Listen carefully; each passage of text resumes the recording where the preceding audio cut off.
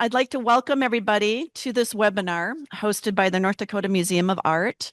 My name is Anna Sigrid Arnar, and I'm the museum's curator of modern and contemporary art. We're gathered today as part of the museum's programming related to our current exhibition, From Paint to Print, Helen Frankenthaler and the Art of Collaboration, which is on view in our galleries until July 10th.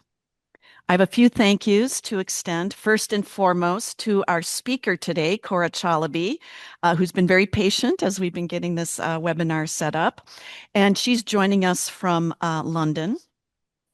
I also want to thank the Helen Frankenthaler Foundation, who introduced me to Cora and her recent scholarship just back in February at the College Art Association. The North Dakota Museum of Art also thanks the foundation for its recent gift of 31 prints, many of them featured in our current exhibition, as part of its Prints Initiative program. Our museum was selected by the foundation for its Frankenthaler Prints Initiative.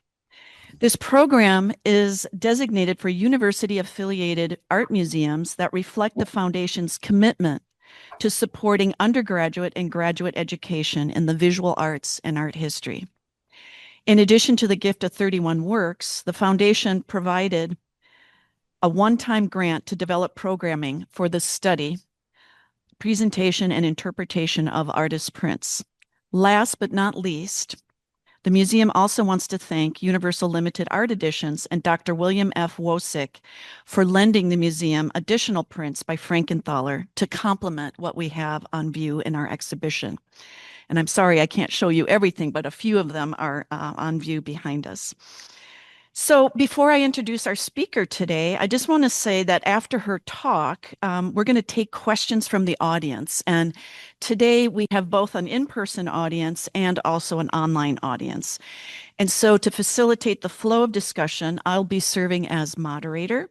And so for those of you joining us online, I encourage you to use the Q&A feature in the webinar to pose your questions. And then for the people here in attendance, I will take their questions directly and I'll make sure to repeat them so everybody can hear them. The host spotlighted your video. Excuse me, Nate, for technology purpose. Should I say unmute? I don't know why that popped up. Maybe I'll just do later. Okay. So it is my great pleasure to introduce our speaker today. Cora Chalaby is a PhD candidate in the history of art at University College London. Her research explores American late modernist painting and printmaking by women artists, focusing on the work of Helen Frankenthaler, Alma Thomas, and Joan Mitchell. Cora holds a BA in History of Art from the University of Cambridge, an MA in History of Art from the Courtauld Institute of Art, and she was a 2023 visiting scholar at Yale University. Cora's research on Frankenthaler has been published in the Journal of Contemporary Painting in the special issue dedicated to Frankenthaler. She has an article, a forthcoming article, in the Archives of American Art Journal, and she'll be contributing a chapter on Frankenthaler's late works to the Rutledge Companion to Contemporary Painting. So thank you, Cora, for joining us today, and I'll give you a moment to get the screen feature.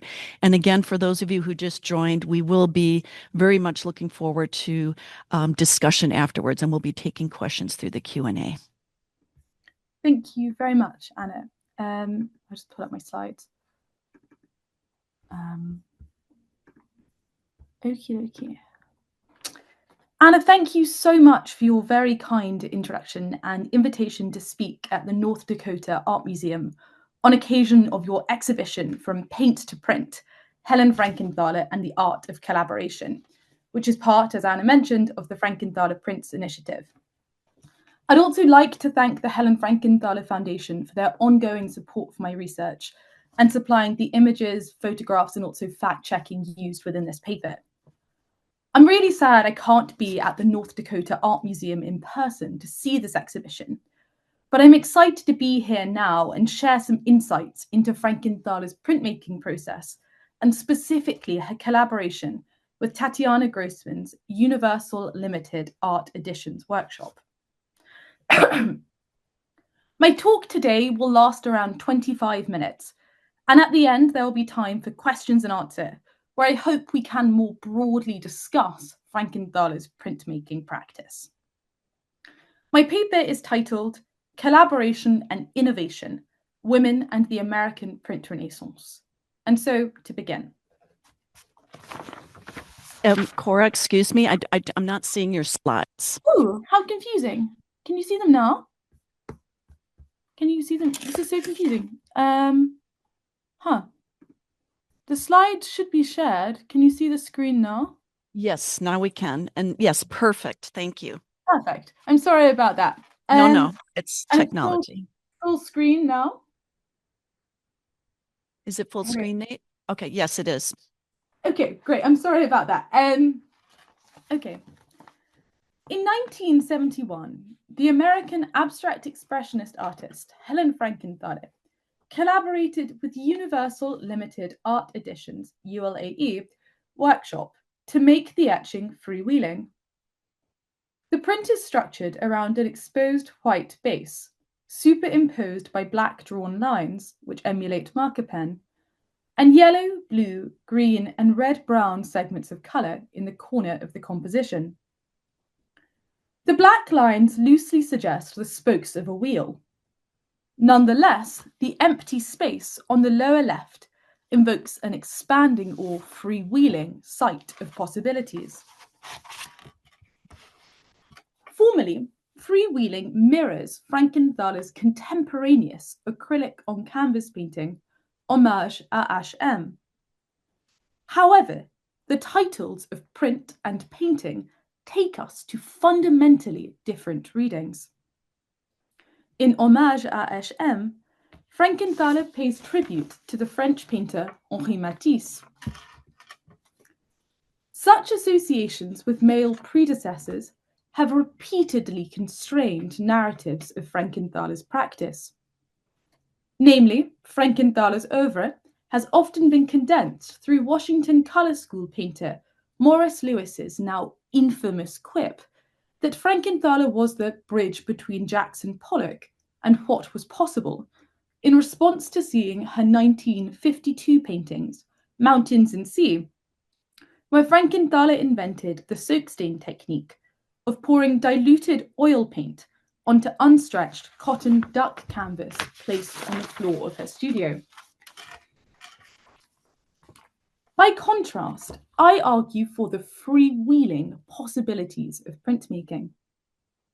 Indeed, feminist art historian Linda Nochlin argues it is only by rejecting the tyranny of painting, the traditional medium of heroic male self-expression, that women could establish their own independent territory. Frankenthaler did not reject painting. Yet I argue that printmaking forms a more ambiguous territory, away from the so-called tyranny of heroic male self-expression. My paper re-examines the influence of women artists and artisans on the American print renaissance, which began in the late 1950s. During the American print renaissance, printmaking was transformed, moving from a focus on replication, craft, and information to experimentation and individual expression. Indeed, critic Thomas Hess has eloquently surmised this change as a shift in printmaking from a moribund to modernist medium. Women artists and artisans, including Frankenthaler, Grace Hartigan, Caitlin Brown, and Tatiana Grossman, played an important yet understudied role in this transformation, turning to experimental processes and founding pioneering workshops. While Frankenthaler is primarily known for her monumental oil or acrylic on canvas paintings, printmaking formed a vital part of her oeuvre. Between 1961 and 2009, Frankenthaler worked across a spectrum of printmaking processes, including lithography, screen print, and woodcut. Today, I explore examples of Frankenthaler's early lithographs, which were made during her collaboration with Tatiana Grossman's groundbreaking ULAE workshop from 1961 to 1976. Where Frankenthaler's paintings have been viewed through patrilineal associations, ULAE master printmaker Bill Goldstone described Frankenthaler and Grossman's almost mother-daughter-like relationship. Goldstone's statement not only suggests the proximity of Frankenthaler and Grossman's relationship, but the possibility of a matrilineal narrative within the context of late modernist printmaking. Throughout this paper, I contend that women's creative endeavours and organisational efforts were vital to the cultural reimagination of printmaking, from a medium associated with craft and commercial reproduction to one enabling avant-garde experimentation. I ask how and why did women artists and artisans disregard conventions to create lasting change?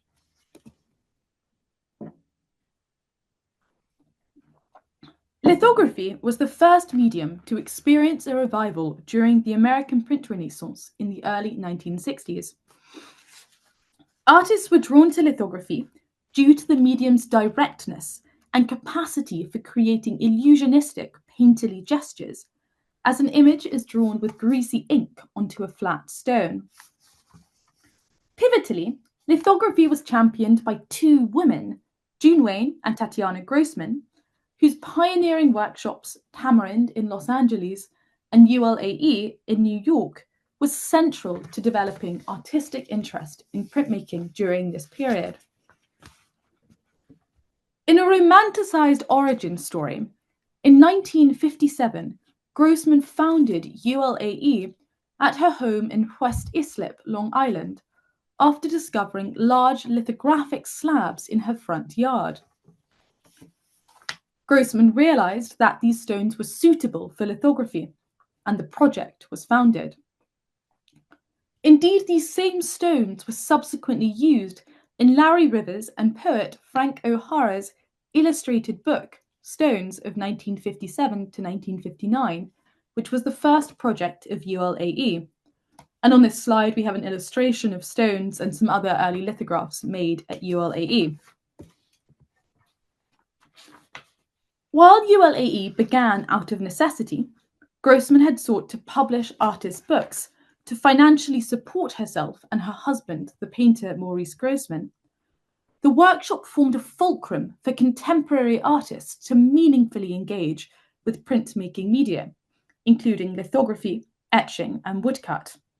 And here we have examples of Frankenthaler's prints made at ULAE in each of those aforementioned media. By contrast, Frankenthaler's collaboration to printmaking has most often been celebrated in terms of her woodcuts. Following Grossman's suggestion that she try working in this medium, Frankenthaler became the first artist of the American print renaissance to revive woodcut in East and Beyond of 1973. Meanwhile, Frankenthaler's late woodcuts, such as the Tales of Genji series 1998, printed at Tyler Graphics, transformed the limits of woodcuts by creating a fluid and diaphanous optical illusion. Frankenthaler was also central to the lithographic revival, yet this point has been obfuscated. Scholars have emphasized that Frankenthaler was courted by Grossman and encouraged to make lithographs by her friends Grace Hartigan and Larry Rivers, thereby creating a sense of delay. Intriguingly, even here there is a sense of the multifaceted contributions of women to the American print renaissance. In a letter to Hartigan dated June 20th, 1961, Frankenthaler celebrates Hartigan's lithograph Pallas Athene, which was printed at ULAE. Frankenthaler writes, "A letter from Tanya, I gather you have rocked the lithographic foundations of Maryland. I am anxious to see what you've done, and also to have you see my first 3 attempts. Frankenthaler's letter therefore illuminates her mutually supportive relationship with both Grossman and Hartigan. Notably, Frankenthaler was eager for her pioneering position within lithography to be recorded. Of each of the printmaking media Frankenthaler worked in, the possibilities of lithography were closest to her approach to abstraction in painting, as can be seen in the formal similarities of Frankenthaler's lithograph, First Stone, which I will shortly discuss, and oil on canvas painting, Swan Lake I, both from 1961. Frankenthaler's desire to assert her primacy in printmaking counters the restrictive placement of Frankenthaler as a second-generation abstract expressionist in the context of her paintings. The second generation is a term that has been used to refer to younger artists associated with abstract expressionism, including Frankenthaler, Hartigan, Joan Mitchell, Larry Rivers, and Norman Bloom. Crucially, the category of second generation does not stand up to chronological scrutiny and latently reflects the art historical positioning of women artists as followers. In a letter to Calvin Tompkins and William Shawn, dated 13th of August 1982, in response to Tompkins' article, The Art World, Tatiana Grossman, Frankenthaler stressed, "I would like to clarify some dates and perhaps correct some implications." Frankenthaler proceeded to list the names of each artist with dates of their first print issue at ULAE. Notably, Hartigan and Rivers' first issues were from 1960, and Frankenthaler's were from 1961. Frankenthaler added the further handwritten annotation next to her own name. "I first went out there in early March 1961. Moreover, her separate correspondence with Grossman reveals that Frankenthaler had begun considering working in lithography as early as June 1960. Frankenthaler's letters to Shawn, Tompkins, and Grossman clarify her preeminent position within the lithographic revival and illuminate the capacity of printmaking to complicate gendered, generational narratives of abstract expressionism.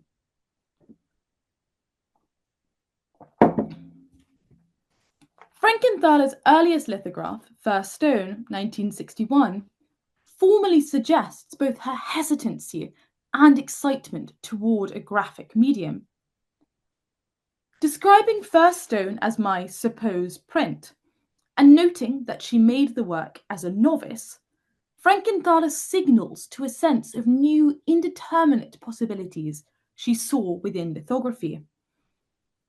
Gestures such as the scrawled black curve on the lower right of the composition, indented by a wiry line, imbue the print with a sense of nervousness. Meanwhile, the dynamic composition and prophetic title evoke a sense of futurity and emphasize the print's primacy as the first stone. Indeed, in a 1976 documentary on Frankenthaler and Robert Rauschenberg's work at ULAE, presenter Grace George Hartigan noted that First Stone means there would be more to come, waiting for the artist's image to be put on it. I find the idea of waiting for the artist's image striking. George Alexander's statement is both prophetic of more stones to come and suggests an awakening within Frankenthaler's mode of printmaking.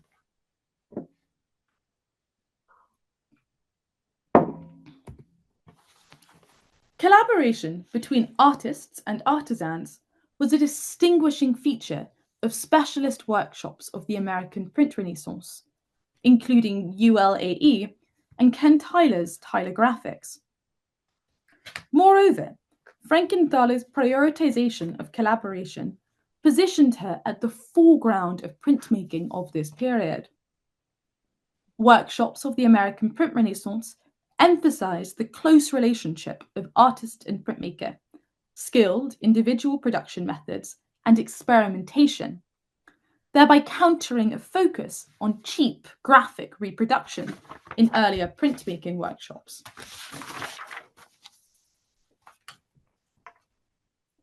Grossman's approach at ULAE involved a communal structure of close relationships between artist and printmakers.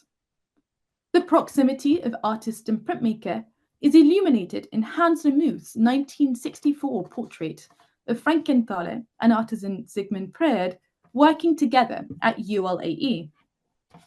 Here, artist and artisan are photographed side by side.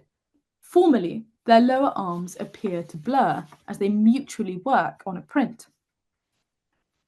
Frankenthaler holds a palette knife and looks closely at daubs of ink on a perspex surface, thereby obscuring material distinctions of printmaking and painting and demonstrating her physical engagement in the construction of the prints. Grossman also drew upon a hierarchic mode of production in which the artist divides the idea for a print, yet the physical work of producing editions, and by that I mean a group of identical prints pulled from the same stone or plate, was primarily executed by a trained printmaker. This division was ostensibly maintained by Frankenthaler. In a 1977 lecture on her woodcuts at the Detroit Institute of Fine Art, Frankenthaler referred to artisans as her magic tool, arguing that their role was merely to visualize her ideas rather than having any form of direct creative input. In this way, Frankenthaler retained a position of conceptual authority over her prints, while the workshop served a more mechanistic function. It is interesting to reflect on gendered divisions between physical and creative making within the context of the workshop. Despite the increasingly prevalent number of women who turned to printmaking or founded workshops, the manual construction of prints was overwhelmingly executed by male artisans. While Frankenthaler was involved, including drawing the images and mixing the pigments, ultimately the physical lifting, transfer, and pulling of prints was undertaken by a team of skilled technicians.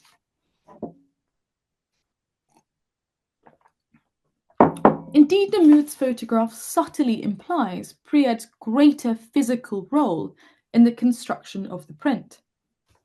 Preud leans forward, and his lower arm and hand are illuminated in dramatic chiaroscuro.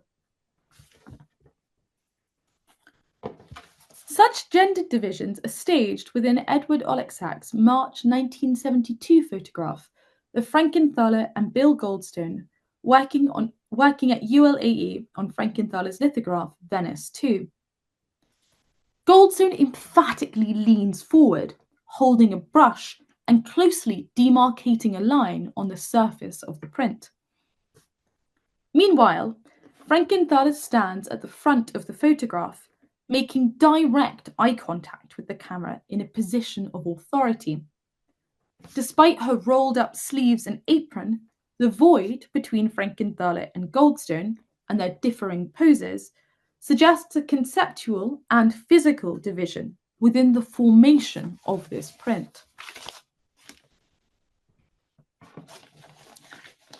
However, Frankenthaler's collaboration with Grossman was periodically marred by a struggle for control. Frankenthaler illuminated the difficulties of working with Grossman in a 1993 interview with printmaking scholar and curator Ruth Fine. Here, Frankenthaler described Grossman as the velvet sledgehammer because of her will of iron and high expectations. Meanwhile, referencing Grossman's escape from Europe in 1940, in 1962, Grace Hartigan said to Frankenthaler, "She may have walked over the Pyrenees, but she doesn't have to walk all over you." Hartigan's statement evidences the artist's support, but also prefigures the breakdown of Frankenthaler and Grossman's collaboration in 1976.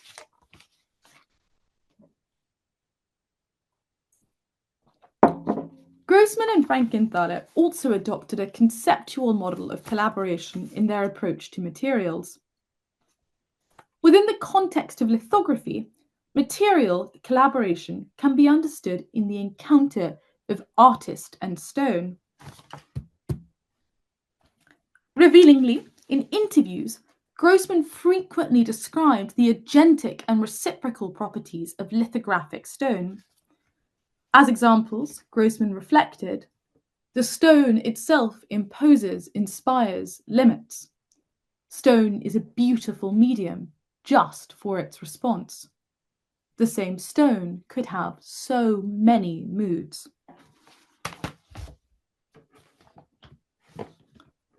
Similarly, Frankenthaler's approach to materiality can be framed as a collaboration between the artist's intention and properties of the medium.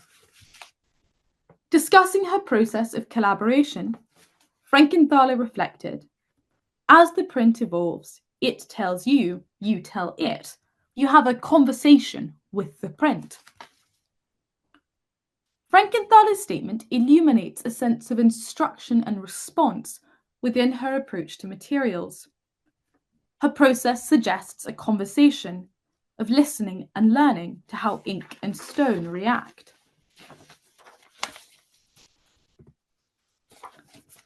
In Frankenthaler's evocatively titled lithograph, A Slice of the Stone Itself, 1969, Frankenthaler exploits the physicality of stone and the outline of the sheet.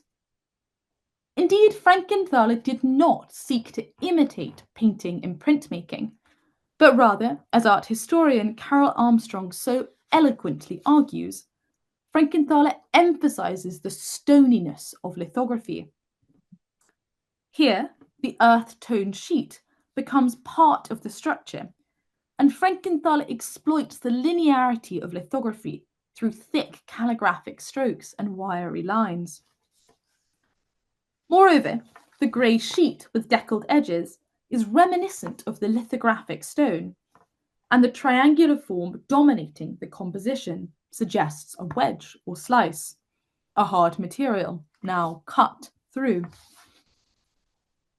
The ostensibly simple form also implies a dialogue. The inky red strokes and wiry lines suggest a call and response as the triangular form comes together in unity.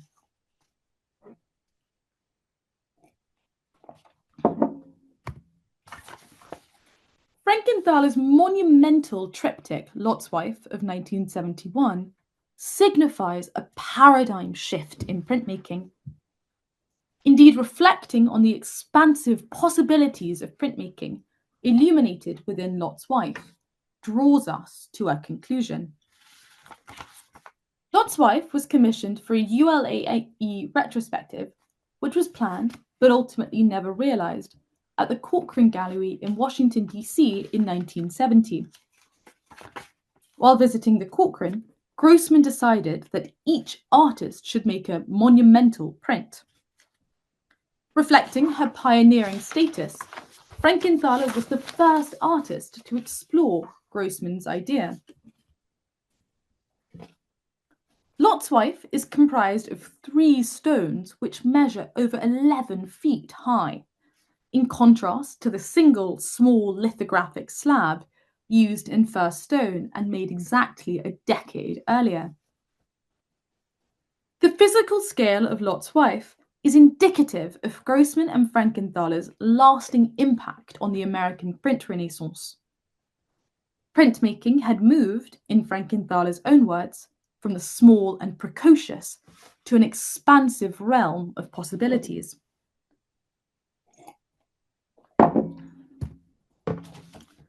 Of all of Frankenthaler's early lithographs, Lot's wife most strongly resonates with her approach to painting, suggesting a freewheeling approach to intermediality and a reimagination of the limits of lithography.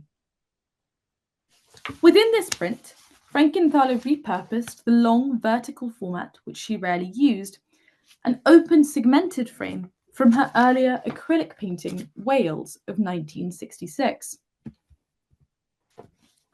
Moreover, the context of Lot's Wife production also demonstrates ULAE's innovative approach. Here, the workshop becomes analogous to the studio. Grossman initially placed 3 large lithographic stones on a table, and we can see in this photograph an example of Frankenthaler working at ULAE on a table earlier in 1964. However, with Lot's Wife, Frankenthaler instead requested that these stones were moved onto the floor, echoing her process of painting on unstretched cotton duck canvas stapled to the floor of her studio. Invoking further parallels with her process of painting, Frankenthaler asked the entire team of assistants to leave the workshop, and she worked on Lot's Wife in total privacy.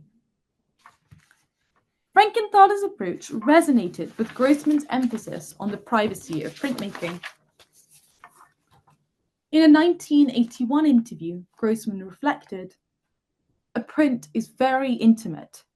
It is the rapport between the artist and the stone. Always between the idea and the execution of a print, something happens. I just don't know what." Suggesting the almost alchemical interaction between artist and stone, Frankenthaler made Lot's Wife in one session over several hours, rather than the characteristic slow decision-making of her prints. Intriguingly, Frankenthaler's title makes biblical reference to a passage of Genesis 19, where Lot's wife turns to a pillar of salt as she stops and turns and looks back at Sodom. The narrative prompts consideration of the material transformation which took place within Frankenthaler and Grossman's pioneering collaboration. Not only does Frankenthaler's title signify a return, but the monolithic vertical format and white base compositions signifies a return of the print to the stony origin story of ULAE, where Grossman discovered large Bavarian lithographic stones in her front yard. In an interview with Ruth Vine, Frankenthaler recalled, "As I was leaving, I got out to take one more look at it, and I stopped myself. Lot's wife, pillar of salt, stopped." Taking this proposition further, throughout this paper I have argued that Frankenthaler and Grossman can more widely be understood as not looking back from the lasting breakthroughs they made within the first decade of their collaboration. Thank you for listening. I really look forward to questions. Thank you so much, Cora. And in case we need to call an image back, maybe kind of keep it at hand. Great. So I'm going to allow people a little bit of time to submit questions. We also have, we can get questions from the audience. And maybe while that's happening, I'm going to take advantage of my position here because I was actually have several questions for you, and maybe we'll use that to kind of kick off. And then as people submit additional questions, I can read those. Again, thank you, Cora. I have a little bit of a practical or pragmatic question just in terms of the research project. Yeah. You know, and I know you're about to finish, you're going to be getting your PhD shortly.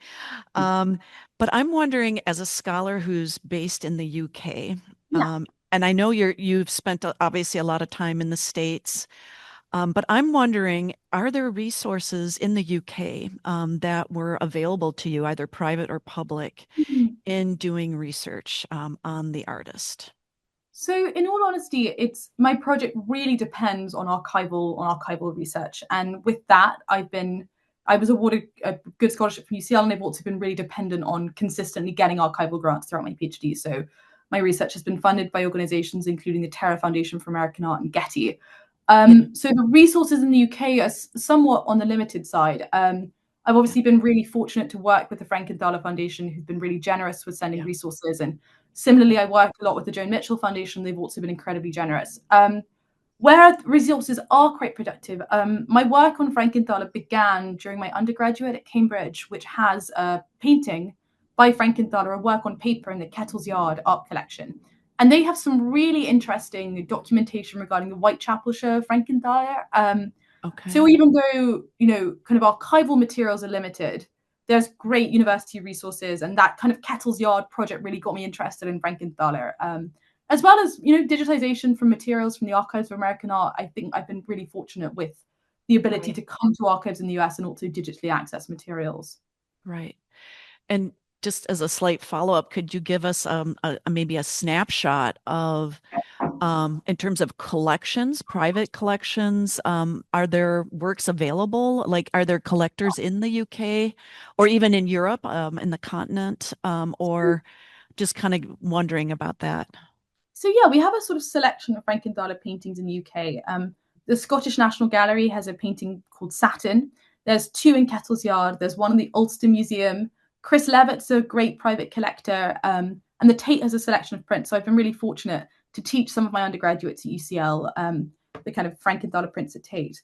I should have actually mentioned in my previous response, though, the kind of greatest resource that we had for Frankenthaler prints in the UK was the really wonderful Dulwich Picture Gallery 2021 to 2022 exhibition of Frankenthaler woodcuts. And I worked on that show. I was involved in lots of public engagement and research for those prints. And that was where my interest on Frankenthaler's prints began. So I began my PhD thinking I would write on the paintings, and actually working on that exhibition and really closely, having that opportunity to spend months going in and seeing the prints and thinking about the materiality of woodcut was really transformative. And I think it sparked a lot of interest in Frankenthaler's prints within a kind of UK context.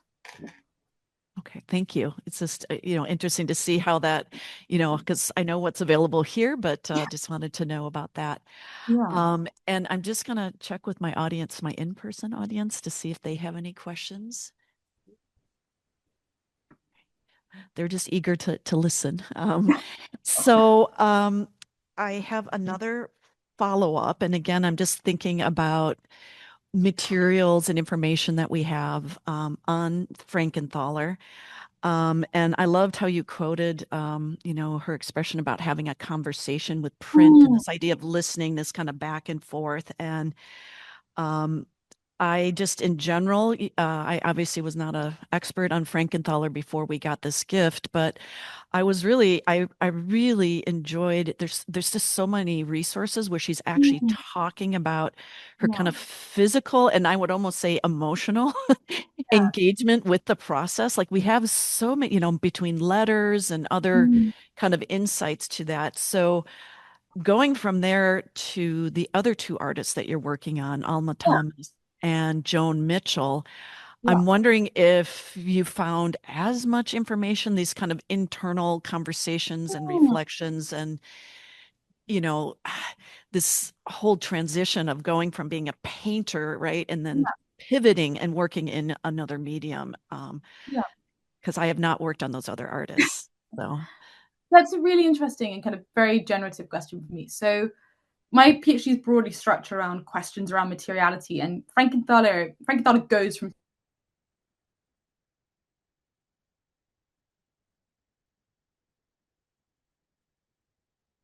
back again. I think this is kind of very clear material. So I was actually writing about that this morning and how Mitchell's engagement with print is more limited. And that's partly, I think, to do with the kind of emphasis she places on really direct mark making and also kind of investment with the body in making in a slightly different way to how Frankenthaler works. With Alma Thomas, what I find quite exciting, and my article in the Archives of American Art Journal explores this, is even though she was just a painter or purely a painter in a material sense, her practice is deeply indebted to an understanding of textile. So her mother was a seamstress, and she came from this really interesting kind of tradition, like a Black female tradition of textile workers. And so I talk a lot, and something I'm interested in is the role of like fashion and sewing, and and ways in which kind of craft processes are altered and reimagined in the way that Thomas paints, and what she does in terms of a context of 1970s abstraction.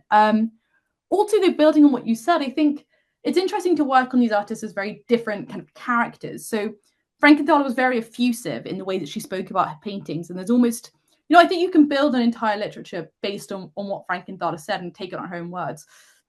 Whereas Mitchell, I think she was intentionally more reserved. She didn't really want her paintings to be as, she talks about wanting her paintings to be hard to understand, and she's intentionally invasive in interviews. But that's also where the archive is an amazing resource. So, the Getty has outstanding resources where Mitchell will talk in interviews about exactly her process of painting or in her letters, but it's more sort of piecing together. Whereas with Frankenthaler, we have these beautiful long lectures where she'll delve into a lot of detail exactly on her process in that sense. Yeah. And kind of brutally honest, how frustrated she sometimes was. Yeah. I found I that think there's really always a interesting. sense of joy. I think this is something I find actually interesting with Frankenthaler. There is a real sense of like joy in the way she talks about materials, and she humanizes painting. And I think in a way it's really useful. When I was at Yale, I spent a lot of time going through all of Frankenthaler's like postcards and correspondence with different people. And I think there was something really interesting about reading the letters to Hartigan or Barbara Rose, where she talks about her daily life and then also thinking in a kind of more theoretical sense about materiality, and sort of thinking about how those two aspects sort of come together and build a life around work in many different ways. Yeah. Well, thank you. I have a couple of questions here that I will kind of relay on behalf of the questioner. So we have a question here from Naomi Hansen, and she asks, was Frankenthaler both a printmaker and a painter? If she was a painter, was it acrylic? That's a really great question. Thanks. So yeah, Frankenthaler was both a painter and a printmaker, and this is something I'm really keen to kind of keep on reiterating because she's so often seen as a painter. And also more broadly, Frankenthaler, she worked in ceramics, she worked in ballet, she worked in bronze sculpture, she did works on paper. Something I'd love to work on in the future is a kind of holistic view of Frankenthaler's work, or Frankenthaler not a painter. So in terms of acrylic, Frankenthaler worked in oil, and then in 1963, acrylic becomes her primary painting medium. And I didn't have time to talk about this today because I was talking a lot about Tanya Grossman, but I argue that Frankenthaler's approach to using acrylic is motivated by her experiments in lithography. Lithography was the first time she expanded her way of working outside of oil on canvas, and there's a lot of kind of interesting overlaps between what you can do in a lithograph and what you can do in an acrylic painting. And so something I've done some work on, and I think is a really interesting way of thinking about Frankenthaler's work, is this idea of expanding her approach to materials in painting through her interaction with printmaking. Similarly, in the 1980s or 1990s, sort of Frankenthaler's late paintings, she starts using gels and globules and these different textures within her approach to painting. So it's still acrylic, but she brings in kind of different painting agents. And I think we can also connect that to a kind of wider expansion of materiality. Or, I spoke about how she thinks about the grain of wood in a very specific way in the 80s and 90s. And maybe we can think about her use of textural gels as kind of connected to that in kind of a wider sense. So, I mean, in a way, this conversation then wasn't just between her and the printmaking medium, but also between media. Yeah, completely. Yeah. And I think it's something I'm really passionate about. It's what my chapter's on. It's what the book I'd like to do after my PhD is on. But I think there's very often this sense that printmaking emulates painting. And that's not just the case with Frankenthaler. That's the kind of wider kind of art historical phenomenon we have, that printmaking is a minor medium, painting is a major medium. And, it kind of came from a tradition of artists doing emulations of their prints to sell the works. But I think with Frankenthaler, and in this period of the American print Renaissance, you can think about someone like Pat Steer as well, or it's a good example of this. There is far more of a dialogue. And I think when we take the prints as a starting point, we can sort of prise open a whole new conversation. So she moves away from paint to printmaking, but then she also moves back again. And there's some instances where she'll take a print to her painting studio, and it really is this sense of reciprocal dialogue rather than merely emulating one or the other, or them being as two separate aspects of her work. Yeah. So as a follow-up to the printmaking question, another one also from Naomi Hansen is, did she only use a stone? when she was doing lithography? Was it, or did she do zinc plates, or what? Was it primarily stone? I think it was primarily stone, but I don't entirely know the answer to that question. Like Yeah. Frankenthaler was she talks about being interested in the stone, and there is a sense of stoniness as a kind of Yeah. category in her work. But she worked in a really wide range of printmaking media. So with zinc plates and copper plates, she did etching and engraving, and there's a whole spectrum of different ways of working. So intaglio processes, carving. It's really quite amazing, I think, the Yeah. breadth of different types of printmaking media that she explored in. And in that sense as well, I think printmaking is really productive as a way of thinking about Frankenthaler because I talked about this a little bit, but her approach to painting is so often pinned to this one painting and one moment in soap stain. And then with printmaking, we have to think about plurality. We Yeah. have to think about diversity. She's doing really interesting kind of mixed media prints. So I began with one of my favorite Frankenthaler works, which is Freewheeling. And there's stenciled acrylic editions on top of the print. So it is intermedial, it's testing the boundaries, and it's going beyond a single medium. And I think that's quite a sort of exciting way that she works. Yeah. Thank you. So I'm just scrolling down here. We have a message here from an art historian who teaches at a university about 70 miles distance. So therefore, the benefit of these online things, she is simply thanking you for a wonderful talk. And she is going to make a trip up here to see the prints in person. Oh, looks like there's another question here. This is from Brianna Bond. Um, I am not super familiar with Frankenthaler, but I was wondering if she was well established in the art world before her printmaking, or was that a launching spot? That's a really great question. So Yeah. yeah, Frankenthaler is interesting in that very often when we think of women artists, in just to kind of summarize or kind of condense a kind of potted bit of 20th century art history, a lot of women artists struggle to gain a reputation in that period. Whereas someone like Frankenthaler or Joan Mitchell did have a kind of contemporaneous reception. They had reviews, they had exhibitions. And so she had, Mountains and Sea in 52 is her breakthrough work. And Yeah. she'd already built a reputation before that point. So, she was an artist. We wouldn't say that she was super established, but she was included in a couple of the kind of canonical exhibitions of abstract expressionism. She was part of an organization called the Club, which was where people like Jackson Pollock, Willem de Kooning, it was a sort of fulcrum of the New York School. And she was very much there and very much of the moment. And I think it's really interesting to think about her as an artist. Frankenthaler read a lot. So she was very aware of what was going on in the art world. I think her paintings are super responsive, kind of continuously to changes in the art world. She makes a painting in the mid 60s called The Human Edge, which responds to shifts in hard edge abstraction. And she was very much there, very much saw herself from the outset as being sort of part of the here and now of painting and did have a contemporaneous reception. So she was famously in a relationship with Clement Greenberg, who was a famous critic of the New York School. She went to see exhibitions of artists like Jackson Pollock. She was married to Robert Motherwell.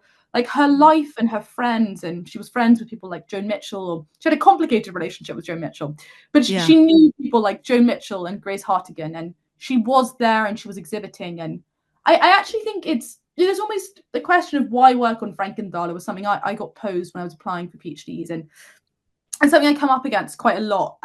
Why not work on an artist who's more marginalized? And it's the same question you get asked of working on Joan Mitchell. But I think what's really interesting is that while she did have a contemporaneous reception, the terms of her practice were very much codified. And I think for a period of time, the kind of writing of art history of Frankenthaler stuck to a sort of set of key terms around nature and abstraction, around the lyrical, around Soakstain. So yeah, she did have a contemporaneous reception, but it positioned her in a very specific way that was quite typical of women artists of that period. So I see a wonderful question here. This is actually from Corinne Granoff, and she's at Northwestern University. She was part of the Prince Initiative. She begins by saying, "Thank you so much. I wonder if you might talk a little more about the titles of her prints. Oh, They are interesting. evocative and mysterious, And I wonder if you could share more about her process of titling her prints. Ah, that's a great question. And there's actually something I spoke to Rachel Pullen at the Yeah, Frankenthaler Foundation about. So Frankenthaler's titles came after. She didn't decide, I'm going to make a print called Freewheeling and yeah, then do a print of Freewheeling. yeah, And I think it's particularly interesting when we think about, say, works that have a natural title, and there's been a lot of overreading of, say, nature into Frankenthaler's works.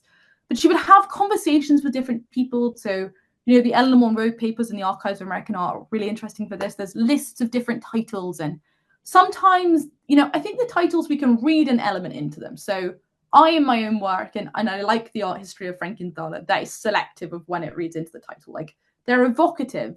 Gateway is my favorite title she uses. It's a yeah, mix of different. But I don't think you have to take them as a literal reference for the print, or the painting. They're a sort of starting point, and it's really important to think about them as subsequent. So she talked to different people about the titles. There's a sort of experimental nature to them. Something I find quite interesting is she doesn't really call her works untitled.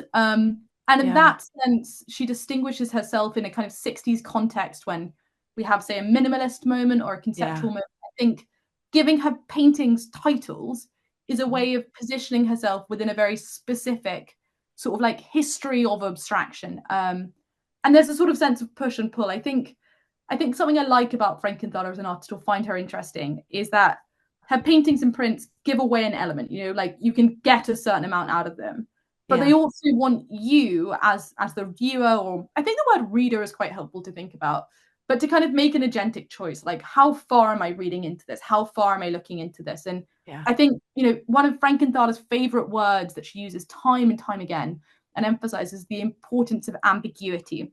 yeah, And we can think about that ambiguity on a formal level. So, mhm, a print like Lot's Wife, it plays with a lot of different forms of material ambiguity, formal ambiguity, scale, but yeah, also that ambiguity comes on the level of title. And I think a kind of willful ambiguity was part of the skill of Frankenthaler. yeah, It's part of what makes her so interesting as an artist, that we don't just see the title as an end point, but rather a starting point, if that answers your question. yeah.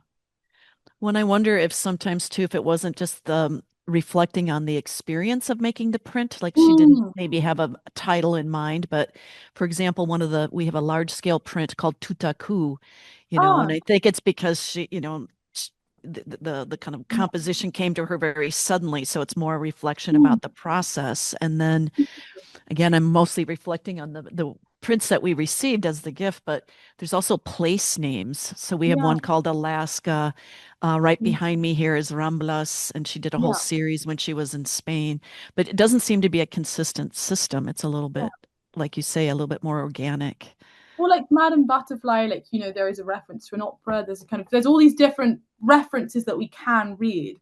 And I Yeah, think she's almost asking you to like take what you want to with them. Like, you can completely ignore the title, you can use the title.